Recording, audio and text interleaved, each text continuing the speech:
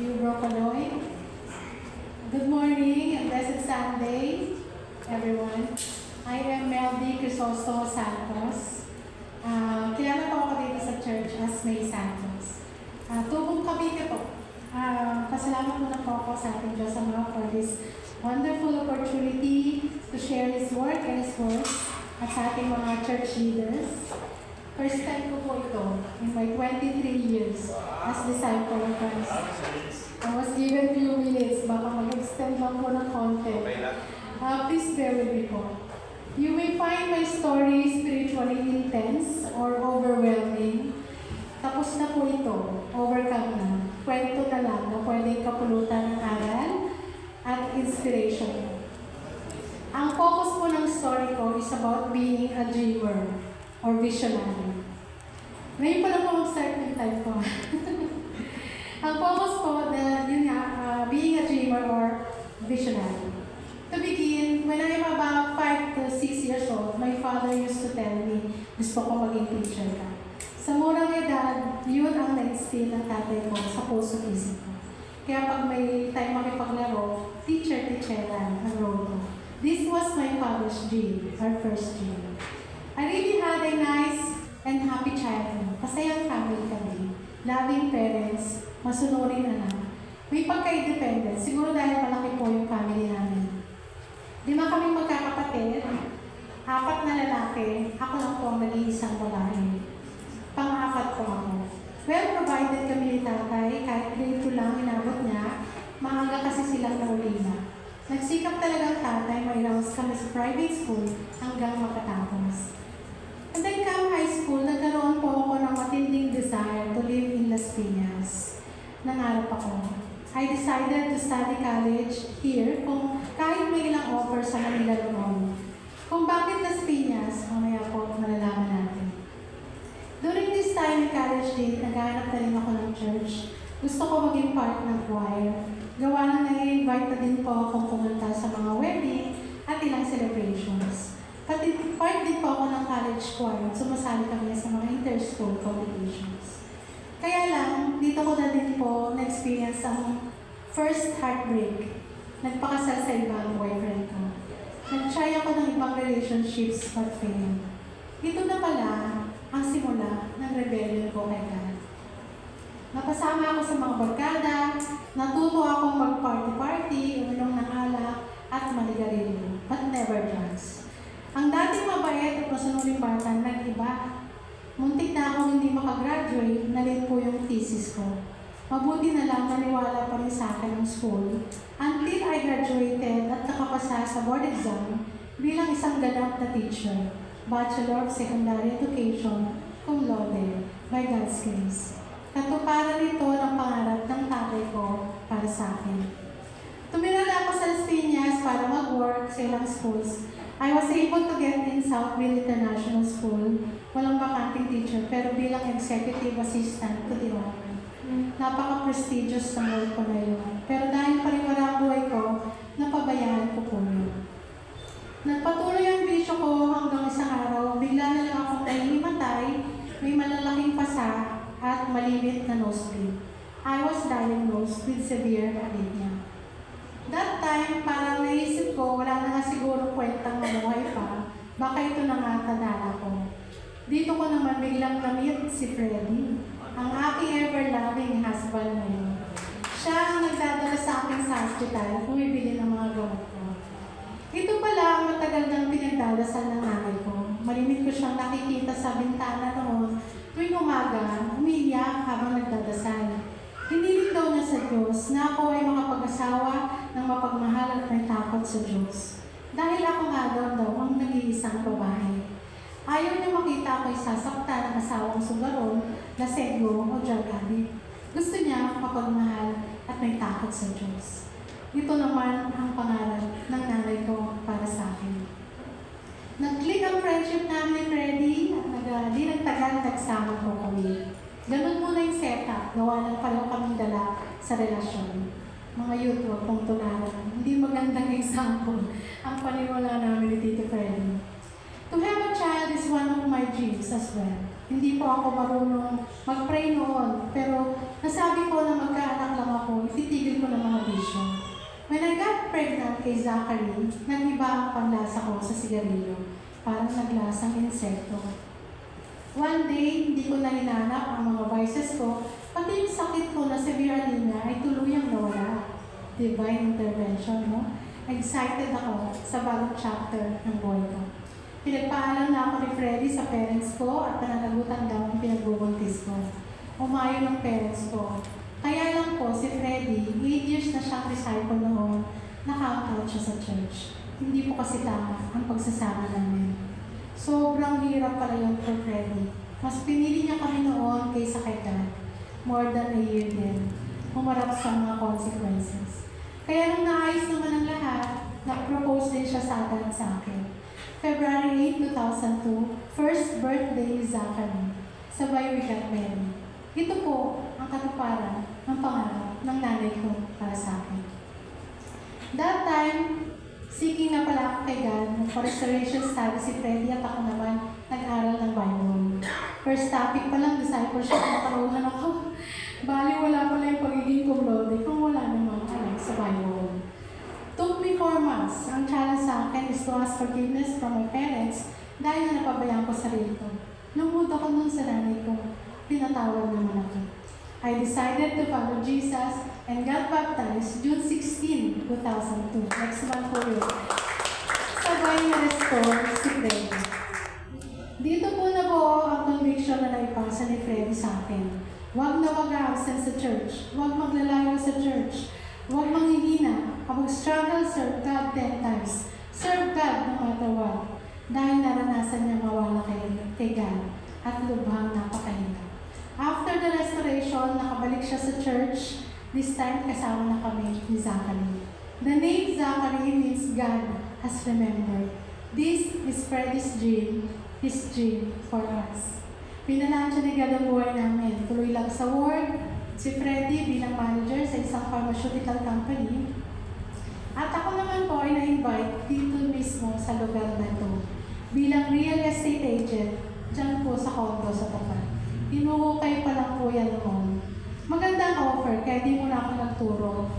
Itong church mismo, ang developer's office at model units. Kung paanong naging church, kwento ko po later. Tuloy lang ang buhay hanggang may panganak ko si Chelsea, our only girl. Nag-lead na po kami sa Muntinlupa sector nito. Year 2005, dumating ang di inaasahang pangyayari. Hindi planado ang pagbubuntis ko sa bunso naming si Brent. Active sa Muntinlupa at sa work. Tagtag. Pinanganak ko si Brent at 8 months. Collapse ang lungs niya. While on treatment, nagkaroon siya ng infection sa blood, sepsis, at twice nirevive. Hindi na umihina. Kasi, akala namin noon, kukunin din siya agad ni God, but we noticed lumalaban siya. Ang buong church are praying for us. Matindi mga iyakan noon. Until the 21st day, negative lahat ng test ni Ben at nakauwi din kami. But after 5 months, napansin namin na niligas si Brent at night. Di natutulog, iyak na iyak. He was diagnosed with cerebral palsy. Cerebral means brain and palsy means paralysis. Muscles, naninigas po. Aminado ang doktor, may namin siyang isang test, yung EEG, yung sa brain. Kung ito daw po ay nagawa before we got out of the hospital, possible daw na agapan pa. Wala kaming idea na dadanas kami ng napakatinding trial. Pero ito na po pala ay part process of God's dream for us. From Muntinlupa sector, Freddy said, balik daw kami dito sa Las Piñas. Way na din para matutukan si Brent. Taga dito kami. Kaya kahit mahal ko ang Muntinlupa sector, I must submit. Every week, therapy si Brent. Eventually, every month, ng hospital. Pneumonia, naninigas ang muscle sa throat, kaya napupunta sa lungs instead sa stomach. Kada labas ng hospital, more or less 100,000 ang bill. Naisangla ang bahay at kotse namin. Bahay yun ni Mami Blanca, dahil lang niya si Brent. Si Zach and Chas naman napilitang tumira sa hospital. Lubhang napakahirap. Nalubog po kami sa utang more or less 2 to 3 million pesos. Na-test ng matindi ang marriage namin at ako bilang isang ina. Sa kabilang banda naman,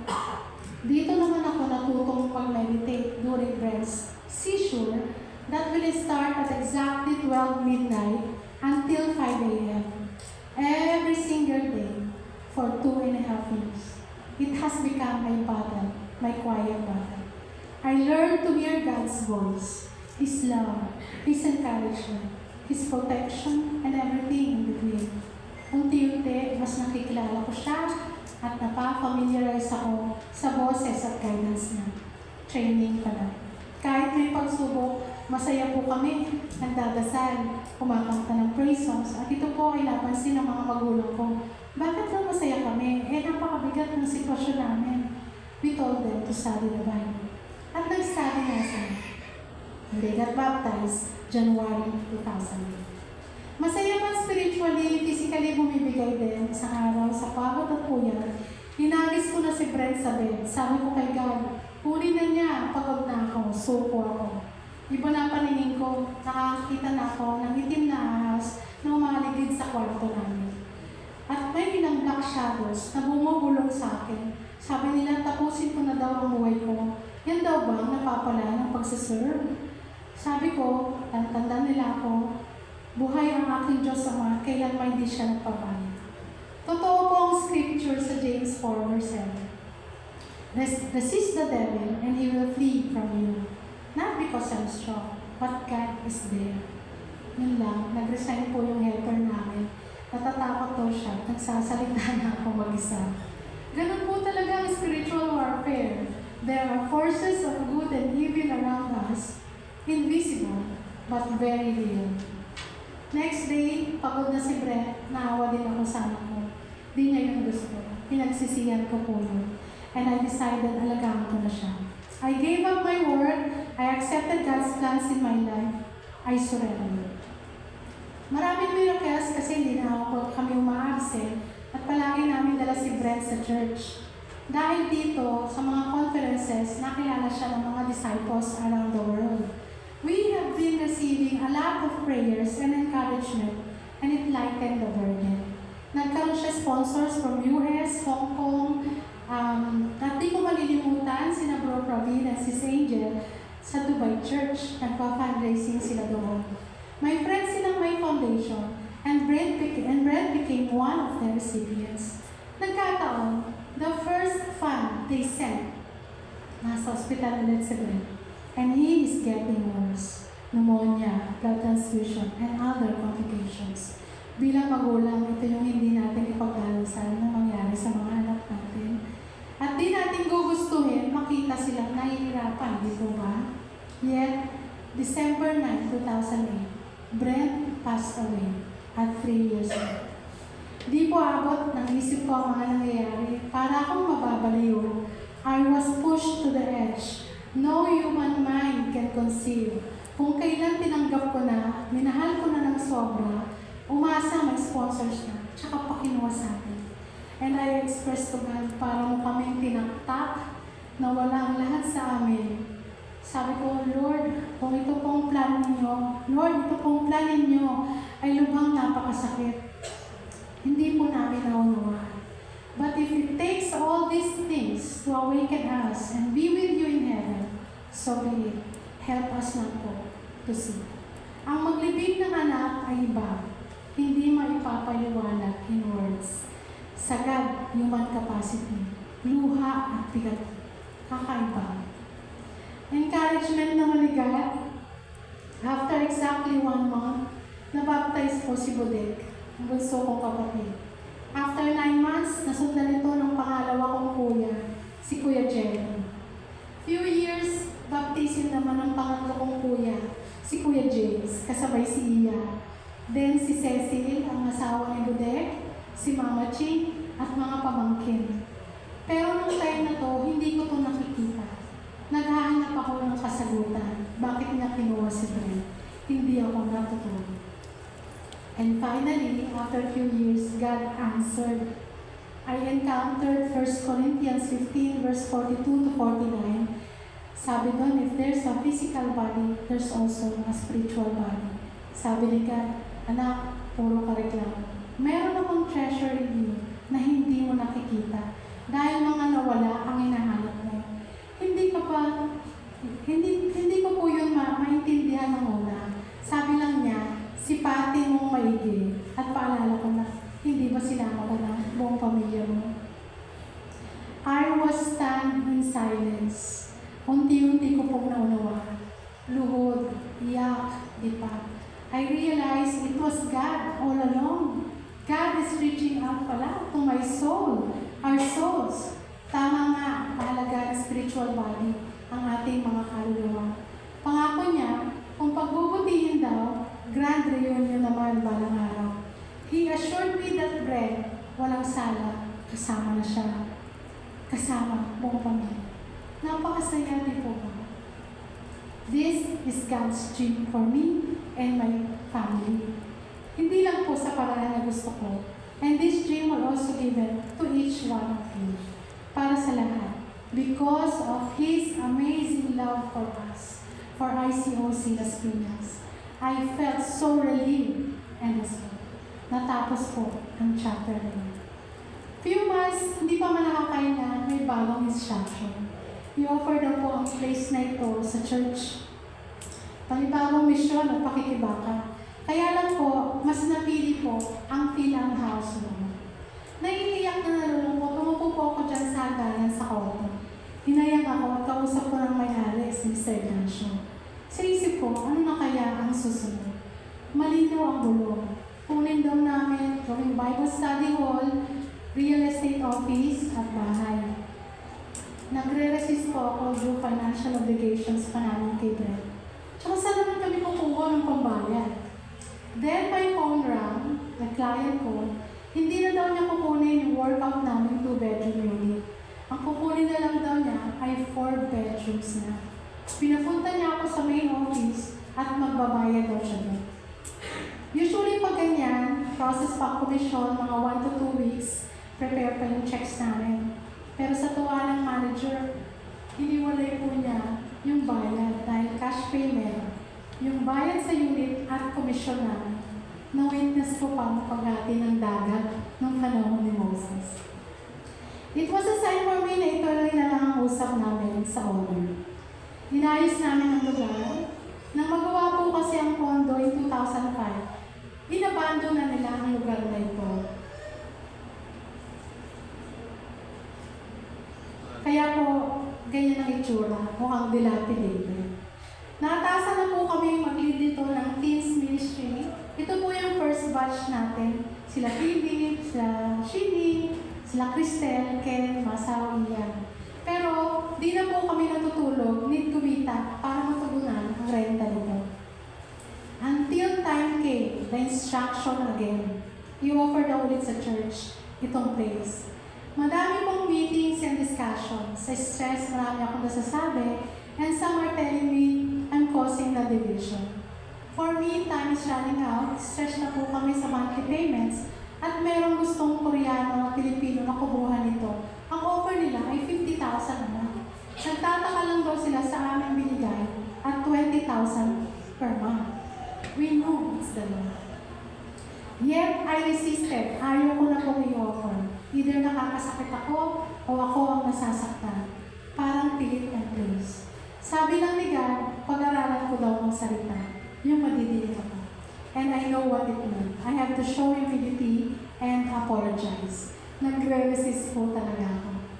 Then, may mga plans po kami noon dyan tuwing umaga. May umahalukay.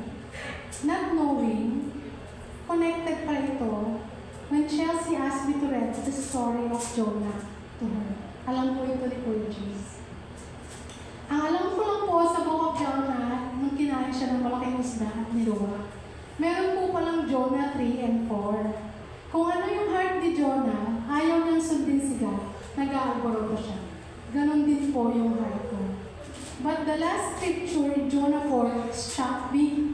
Sabi ni God, namamasakit ka sa mga plans na yan, hindi naman ikaw nagpatuloy.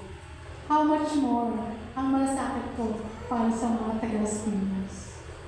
Imagine, same heart ni God para sa mga taga-Nineve noon is the heart of God para sa mga taga-Las Piñas. And before I know it, nakaharap na po ako ng computer, I started composing a very long letter of apology to all who are involved in the meetings. Tapos few days, pinadrawing po ang vision. Yan po yung drawing bago mangyari.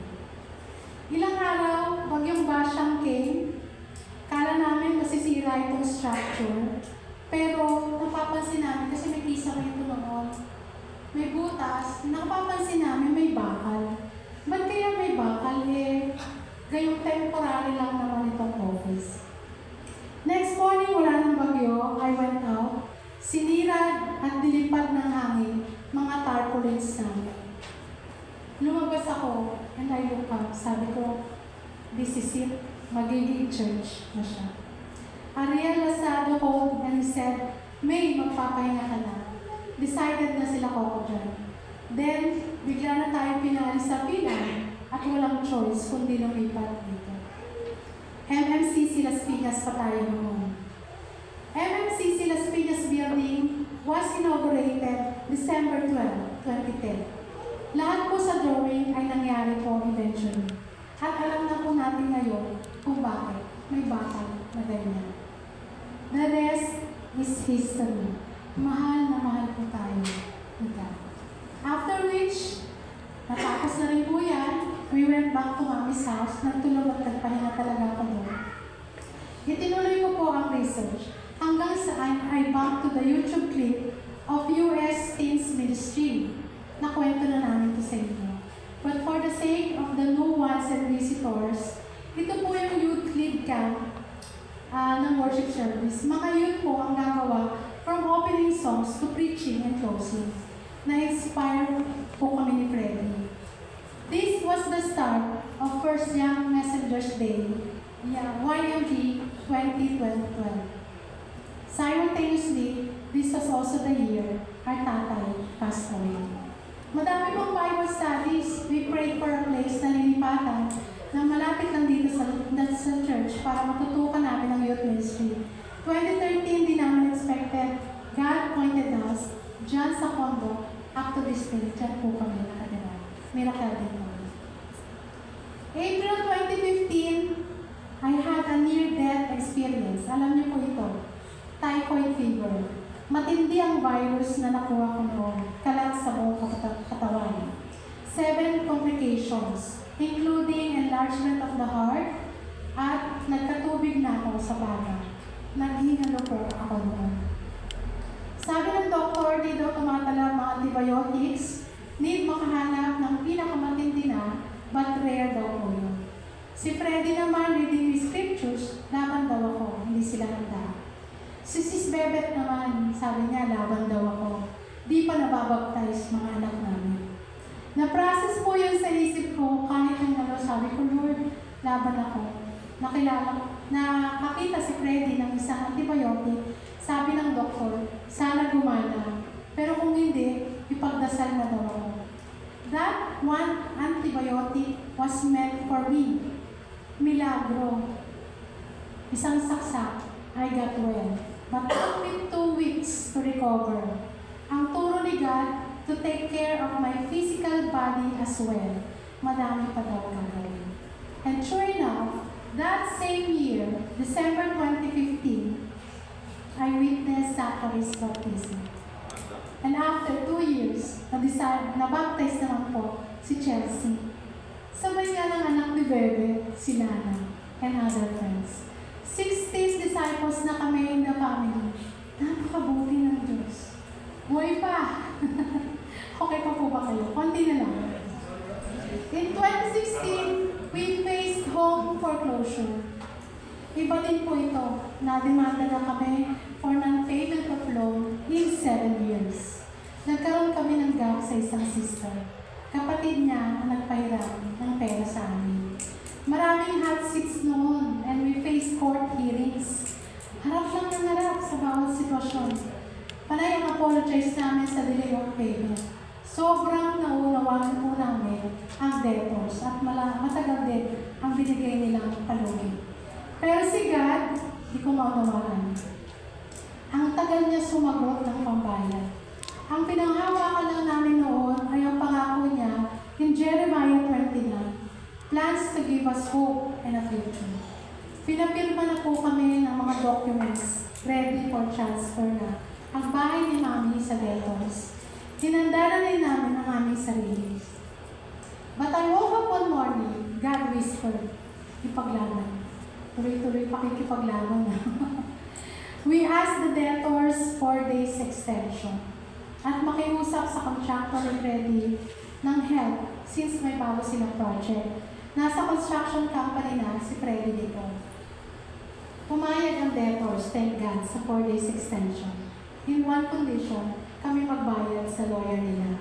At yung sa contractor, napaka-imposible po. Bago lang si Freddy sa work, and to think, we must pay almost $1,979,500 in 4 days. Saan kami kukuha nun? We were instructed not to attend church muna, to give way sa debtor, attend ng church. Naunawaan po namin yun. But it's our first time na umabsent sa church. Kalooban na din ng Diyos because we need that 4 solemn days to reflect. Luhod, ipahiyak. God, please save the house. First day hanggang 3rd day, silence po. It felt like God was not listening. And on the 4th day, 11 a.m., the contractor replied, pick up the check in Batangas office. We kneel down at nagpuri po kami sa Diyos. Expertise po ni God talaga sumagot at the last minute. Ganyan po siya. Ganyan talaga siya magplano.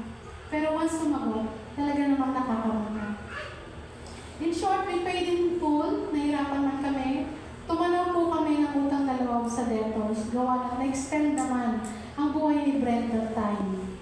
Wala na po kami naging usap sa kanila. We just move on, walang sama ng loob. We continue sa youth ministry. At dito na din po kami nagkaroon ng deeper connection with Mami Blanca. Until unti-unti po kami nakabayad ng ilang utang and hanggang maging finally debt-free. Isang buwan lang nakalipas, hospital ulit, our nanay. She passed away. After a year, si Kuya Jerry naman passed away. Mabuti na lang mga disciples, di gaanong masakit. But I question God again. Lord, wala po ba talagang pahinga? Sagot naman siya, you are in a spiritual warfare. Di ka pa ba sanay? Oo nga naman. Dapat sanay na. Jesus said, come to me, I will give you rest. Jesus became my calm and my peace. Since then, tinanggap ko na po. Bilang committed disciple of Christ, wala talaga tayong pahinga.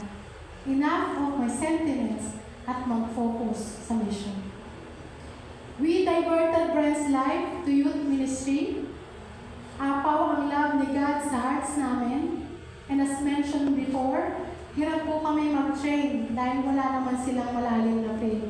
Sunod lang sila sa mga magulang at coordinators. We initiated the mentoring program and through the guidance of parents and support of sponsors, unti-unti na de-develop ang faith nila. Nagkaroon na sila ng sariling convictions until they can show their love for God on their own. Ito na po sila active in their faith and journey.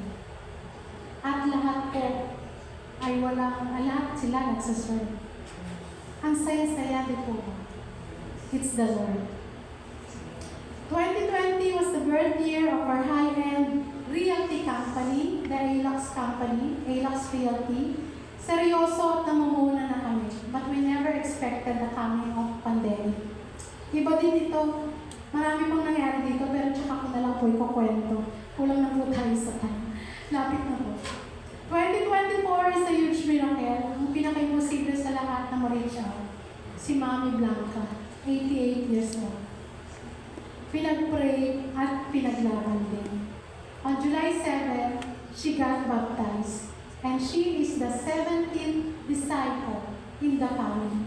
Naka-attend pa ng discipleship conference. But after 3 months, October 4, she passed away. Okay na. God's victory na.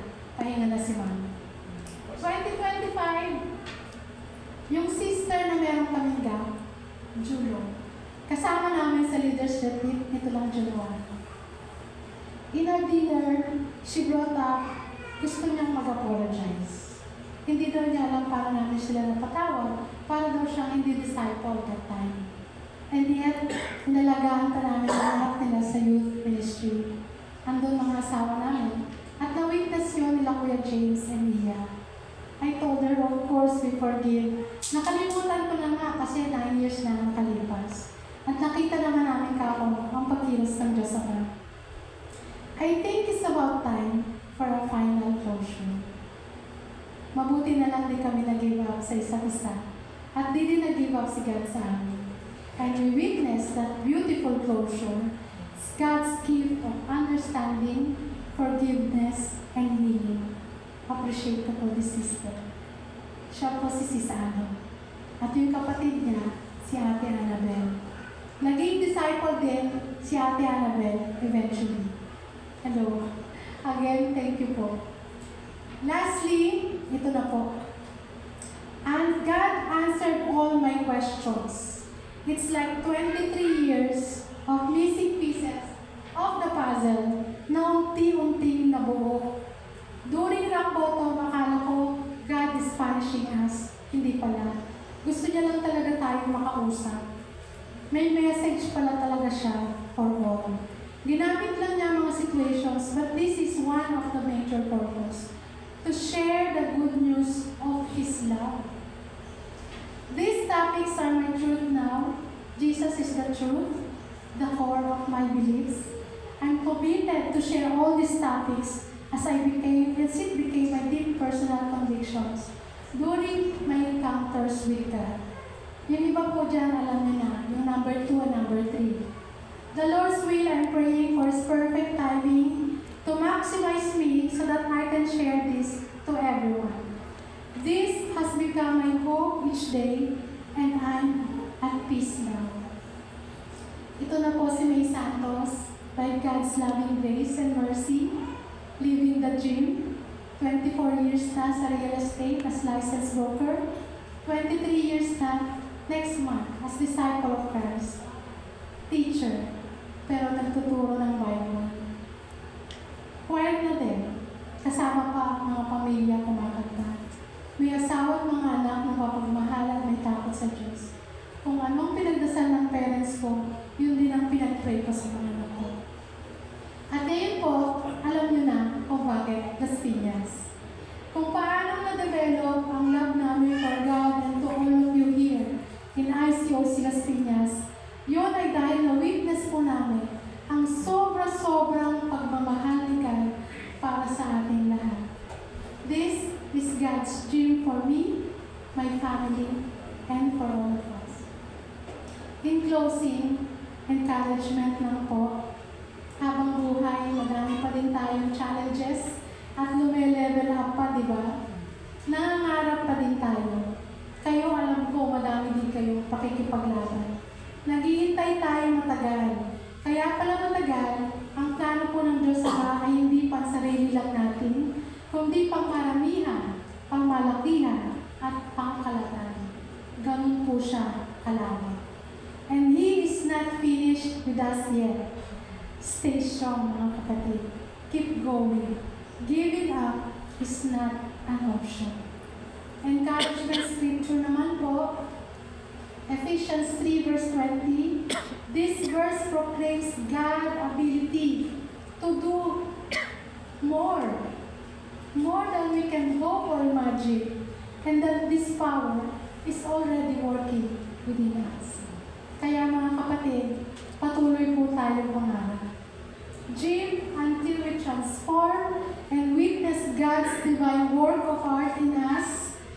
Dream until the day of His fulfillment. Dream until our last breath. All these things for God's glory. Pasensya na po kung na-extend. Maraming salamat po sa inyong pakikinig. God bless you.